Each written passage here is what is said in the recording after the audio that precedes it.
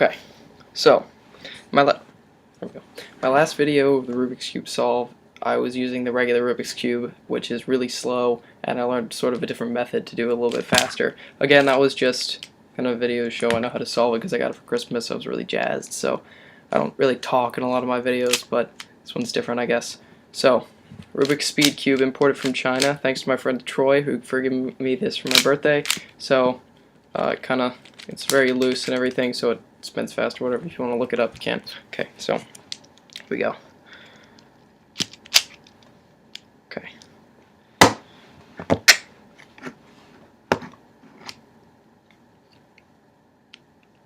Alright, let's do it.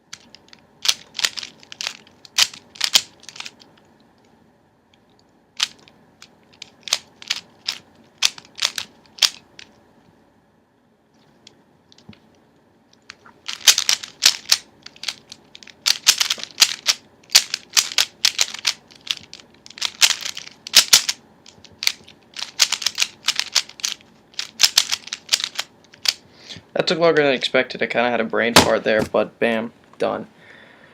And I'll probably upload this to YouTube. Okay.